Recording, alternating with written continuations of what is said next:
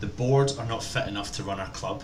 Bilic is not fit enough to manage our club, and half of those players are not fit enough to wear the West Ham strip. What an absolute disaster of a result tonight. West Ham were defeated at home by newly promoted Brighton and Hove Albion. Tonight I'm joined by Richard Anton, all the way from South Africa. I'm Anton, and welcome back to Iron United's YouTube channel. Richard, what's your thoughts? Mate, I am absolutely gutted. That's probably the worst performance I've ever seen as a West Ham fan, and that's saying something. I'm going through the Avram Grant era, the Gianfranco Zola era, the Big Sam era. That was the worst performance I've ever seen as a West Ham fan. Utterly disgraceful, pathetic, embarrassing. I mean, the players couldn't give a donkey tonight. They didn't play for the manager from the get-go. We've been battered by Brighton Hove Albion. It's just pathetic. And again, the fans deserve better. And something's got to give. And I think Bilic does have to go. I genuinely feel sorry for him because I do love him. But the players don't want to play for him anymore, and it's the only solution going forward. Yeah, so I'm just gutted. It was pathetic. Do you know what, Richard? You make such a valid point. Like, it's just, I've said it before, the club is toxic right now. Watching that game tonight, apart from the first, or maybe there was a 15-minute spell in the first half. Yeah. It was just boring crap. Absolutely no intention, no invention. We were relying on one player to create. It didn't happen because Brighton nullified it. I mean, you've just got to look at Brighton's centre-half pairing, Duffy and Dunk. They absolutely dominated. Yeah. They dominated that game. We had a comment midweek about Troy Deeney saying he just came into the game and he took one jump up and he just knew that Arsenal weren't up for it. I mean, Brighton must have just absolutely known tonight, do you know what, West Ham are there for the taking, and let's destroy them. And that's what they did. Let West Ham do what they do, play the ball back. Players are slow, players can't be bothered. I mean, what a disgrace. And I tell you what, we were watching the footage online, and we did a chat with David Sullivan talking beforehand. Do you know what? Get lost, David Sullivan. I do not care what you say about our club. You're the biggest bullshitter we've ever heard in our life, and you have made our club the way it is. You've made it toxic. You've ruined Bilic's, in my opinion. Yeah, Bilic is not just so innocent, but you've just ruined the opportunity for him to be able to have a good opportunity to make a run for it. In our side, and the players, disgraceful being on that part, the way that they've been today in particular. Wow, sorry, I had to get it off my chest, but no worries. Richard, I suppose let's just go into the first goal. Like, Murray, what was your thoughts on it? It's awful. It's literally awful. I mean, there's 2 Brighton players in that box attacking that ball. There's 6 West Ham defenders. How on earth we have allowed 34-year-old Glenn Murray? It's not like he's 23 in the prime of his career, 26, 27. He's 34 years old. He's barely played in the last 2 seasons. Or when he has, he's been in the Championship. And we've just allowed him a free header. Joe Hart must be thinking, what the hell? I mean, it's pathetic and disgraceful. And quickly to go on to the David Sullivan, the issue of the interview before. I watched the interview before with Gary Neville. What other club allows the owner to talk about the manager pre-match and go, oh yeah, Bilic doesn't know his best 11, Bilic has done this wrong? It's pathetic. What club allows that to happen? It's just a shambles. It's so unprofessional, and it just paints us. We are a banter club at the moment, and we've lost our identity. I don't even know who I support anymore, and it hurts. It breaks my heart because I love West Ham and I always will, but my God, it is just awful. And what is your take on the first goal, Ant? Well, I don't know. I'm just so disheartened. I've mentioned my spiel at the beginning about they're not fit enough to run our club, and it does start with them and it ends up with the players. But my take on the first goal was I just don't get the positioning of our players. It's like an amateur football match. We're trying to play the offside rule on a set piece. Now, any football team would know that by playing that game runs a risk of the decision going for the strikers, and it runs a risk for us conceding a goal. So why play that to the advantage that we're doing? And if you watch it, Obiang was sitting the opposite side of Murray, which for me was just the most basic rule. You do not let that happen, and literally the whole back forward line of Brighton were just thinking, okay, these guys are going to do it, because what we'll do is they'll run down to us, we'll run up to them, and then we'll go off it, and they've got the momentum. It was absolutely crazy decision, and do you know what? We can't fault Murray. He scores goals against West Ham. He's 34. and he came up and he's done it again today. And Yeah. do you know what? He had a good game. He caused havoc for Brighton. It's a good finish. Good finish for the first goal. But all game for me personally, there was a couple of times where he was running. You look at his positioning and you think that's what you want. Like, yeah, he's 34, and do you know what? Right now, there's better players out there, obviously, but his positioning is what we want as a striker. He just stays up top. He just physically stays up top. You're a striker. Yeah. He wants to score goals. He wants to win the headers. He wants to create chances. Him and his partner just want to stay up top, and it's just what we don't have. So yeah, so disappointed in the first goal. Felt sorry for Hart with that opportunity, but I suppose you can move on to the second goal. And what was your thoughts on that one, Rich? Again, I literally have no words, because we're going into the end of the first half. We 1-0 down. Just shut up shop and let's go in 1-0 down and let's go back to the drawing board and try to get back in the second half. But we dropped off. We're sitting so deep. They've played it wide to their South American winger. He's cut in. He's beaten Obiang way too easily. Fair play. It's a decent shot. Questions can be asked over Hart. Could he have done better? Probably yes.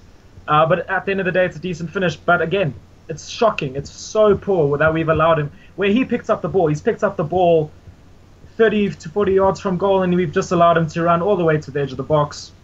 Boom, top right corner. Yeah, it's just shambles. And just before that, Rich, we seen Hart make a decent save, and we thought, well, thank God for that. But look, what led to that save was Font trying to play the offside rule again.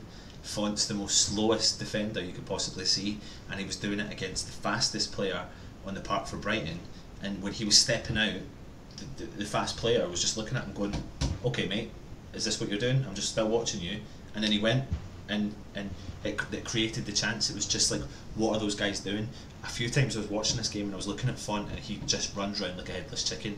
I know a lot of people are saying he's been getting better. He has been, but at that level, for West Ham, for the amount of money we've paid for him, he should not be starting week in, week out for our club right now. He should not be starting for our week in, week out. But moving on from that goal, Arnautovic, let's just bring it into it. Like, what's your thoughts on this guy? Like, why did he even turn up to the game today? No interest. Why even go onto the field? Why waste your time? Why make the fans pay so many pounds every week to watch when you are Marko Arnautovic and you literally could not give a shit for the club? Literally, that was a disgraceful performance. And I know I'm repeating myself, but he was pathetic. He gave nothing. Embarrassing. I thought he was going to get himself. It was embarrassing. I thought he was going to get himself sent off because he actually went in late on. Yeah. I think it was the Brighton centre back. He could. And I mean, the thing that like really angers me most is we've spent so much money on him. I mean, we've spent 45 million on Ayew and on Arnautovic. Between them, they can't even get a game. who decides on this? I'm losing it, mate. I'm literally losing it. Tell you what, Jamie Carragher made a point during the thing. Listen, whether you like him or not, his point was valid. We haven't got a team here. We've just got a team of players. It's like Championship manager. Let's just sign a player at this certain value who's scored a couple of goals in the Premier League, and he'll come into our team and it'll work. It doesn't work like that. You look at Brighton, they were all up for it. They were all absolutely up for it. Now, we had more possession, we had more chances, but we did not look like we cared whatsoever. And Arnautovic, that is an embarrassment. Like, I tell you what, I feel equally as sorry for Andre Ayew, because he couldn't control the ball a couple of weeks ago against Swansea, but he still put a bit of effort in. He puts a lot more effort in. He gave something tonight. I'll give him that. Tonight, and he's putting a bit more, 10 times more effort than what Arnautovic does. And people are ripping into Ayew every single week. Well, I'll tell you what, start doing the exact same to Arnautovic, because that was a disgraceful performance. Like, it really disheartening. Like, we're all West Ham fans. Everyone that watches this, everyone from all the other media sites, all West Ham fans in general, we're all West Ham fans. But this is depressing. This is boring football. This is crap. This is not what we signed up for. This is like, doesn't matter if we get beat week in, week out, as long as we try. And there's a lot of players in that part tonight didn't look like they tried. Hey, the thing is, Arnautovic owes us. What he did on his debut was disgraceful, straight red. He owes the fans something. And there's no point going on Instagram and saying, oh, I'm sorry for the red card, I'll make it up to you, because bullshit. What did he do today? That was an absolute disgrace. It was pathetic. So, I literally have no words for Arnautovic at the moment. He needs to sort his crap out, because it was unacceptable. Simple as that. Yeah, absolutely. I mean, it's really tough to decide where you want to go in this review, because we're sitting here so depressed after a crap result, and I mean, we've got Murray who's 34, and we've got Bruno who plays at right back for Brighton, and he's 37 years old, and he absolutely dominated the whole right flank. Like, Masuaku had no opportunity to go forward, Arnautovic had no opportunity to go forward. There was no communication between the two of them. We were calling for Masuaku to start, but not in a left back position. Like, that's where I think, do you know what, let's remove the game from the situation and let's talk about the situation at the club. Like, can Bilic stay? He can't. He simply cannot stay. As much as I love him and as much as I said it earlier, he can't stay. It's for the good of the club. I was speaking to my old man, and he was saying he almost wants Bilic to resign, just walk and just go out with dignity, because I mean, I don't know personally if the owners will sack him, because they're stingy as they come, and do they want to pay Bilic out? I'm not sure if they will, but literally, the situation at the club is toxic already. If we do not get rid of Bilic, I would love to know what would happen in the next weeks, because it will turn into an absolute shit show if he doesn't go. Listen, I mean, if I was Bilic or a manager looking on the outside, looking in, and you listen to that interview with David Sullivan beforehand, they got asked about the 10% investment from the Americans, and immediately he cut in and he said it's going to make absolutely no difference whatsoever. And then they were saying, are you not going to invest millions of pounds? No, because basically we want this to be a self-sustaining football club. What are you talking about, David Sullivan? You've taken over a Premier League football club that's in debt. Like, what are you talking about? We are not stupid. Like, oh mate, don't even get me started. Don't even get me started on the board, because I literally have so much hate for them. Like, and I hate to sound so pessimistic and I hate to sound so negative, but West Ham fans deserve better. We're not asking for us to win the league. We're not asking for us to finish in the top 4. We're not even asking for us to finish in the top 6, 7, 8. We just want a team that tries, a club that's run well, you know, a club that treats the fans well, and a club that we are proud to support. And what I saw tonight was, well, we're relying too much. I have no words. To cut long story short, Rich, and we'll cut this review short as well. Like, we're relying too much on Lanzini. We've got one creative midfielder, and that's all we're relying on too much. At one point during the game, Kouati went up front and played alongside Chicharito. I was just like, we were texting each other, and I was just like, is Kouati gone up front? Like, what's happening? Lanzini. To cut long story short, Rich, we're looking at the situation like Lanzini is left on his own. We're relying too much on Lanzini's ability to create. We've got no one else alongside him to create. And at one point, Kouati was playing up front, and I was just so baffled. I sent text messages. I was looking around. I was thinking, am I seeing things? Like, I was looking at my wife, and I was like, is Kouati playing up front? Like, and she was like, who? And I was like, exactly. Like, what is he doing up there? Yeah. Like, I just couldn't get my head around it. Yeah, mate. To be fair, I think Lanzini wasn't at his best at all today. He was actually really poor. Unlike him, Chicharito didn't really get into the game much. And yeah, when I saw Kouyaté going up front, I was literally thinking to myself, Bilic, what has Tony Martinez got to do to get a chance? I don't know. Like, I don't care what anyone says. Like, it's crazy. How is he not getting onto the bench? I mean, that in itself is an absolute joke that he can't get onto the bench. He scored what, 21 and 23 or something? That's ridiculous. I don't care if he's young. I don't care if he's playing for a Premier League 2 side.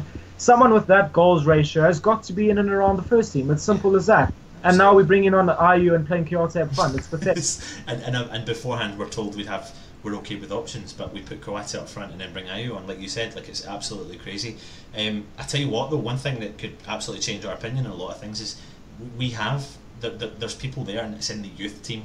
And right now I look at our first team and I think, what's challenging them? Absolutely nothing. They're turning up week in, week out with no challenging, because they know they're going to start, they know they're going to get game time, and they have no youth. And the youth, imagine Nathan Holland coming out and getting his debut and playing on the left wing and creating chances. Quina, like, just coming on and giving something a shot. Tony Martinez, Reece Burke, Reece Oxford, like Cullen, Samuelson, like, do you know what? See, right now, compared to what I've just witnessed and what we have all just witnessed, and even the game against Swansea, and it's disgraceful performances.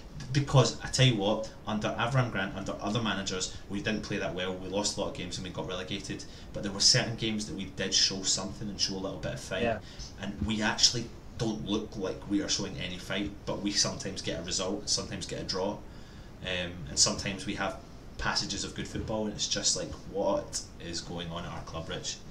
And mate, it's been bubbling over, because I think the Newcastle game was a massive wake-up call, and me and you did the review on that, and we were gutted, and we thought that was disgraceful. And we got out of jail against Swansea because we were rubbish against Swansea. We did not deserve to win that game. No. And that kind of just eased the pressure a bit, but it just covered the cracks. It really highlighted the problem, because now, today, this whole season in general has not been good enough at all. We've had the odd sign of brilliance and the odd sign of players trying to do something, but in general, we haven't been good enough this season. It's simple as that. It's been poor from week one. Yeah. And listen, I mean, that's another 3 goals conceded. That's another defeat at home. And we were told beforehand that we were now making home a fortress, and we were starting to change our luck at that place. But do you know what? Let's not take credit away from Brighton. Chris Hughton, we said it in our preview, he sets up his team with discipline. They play on the counter-attack. There was a couple of occasions that we played decent football in the first half, but after that, Brighton just, well, to be honest, in the first half they took advantage of everything that we all said that would happen. They went on the counter-attack and they scored 2 goals from 2 chances, and then in the third half, I mean, Zabaleta's challenge, obviously, do you know what, he's been really good, but the defence tonight were just awful. The whole team were awful, full stop, and I don't really know where to go with this, really, to be honest. It's tough. It's tough. Yeah, I mean, fair play to Chris Hughton and Brighton. They deserved to win. They showed more intensity. They showed more desire to win the game, and fair play to them for getting 3 points. They didn't come to park the bus. They came. Fair play to Chris Hughton and Brighton. I think Chris Hughton and Brighton, they deserved to win. They came with more intensity. They came with more desire to win the game.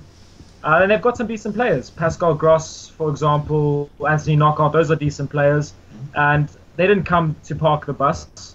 They hit us on the counter. And what's really upsetting is the half-decent West Ham side in the past would have enough to beat Brighton, and we've been battered by them, which is just really, really embarrassing. Absolutely. And what's worrying is we now go through the weekend sitting in, what position are we in?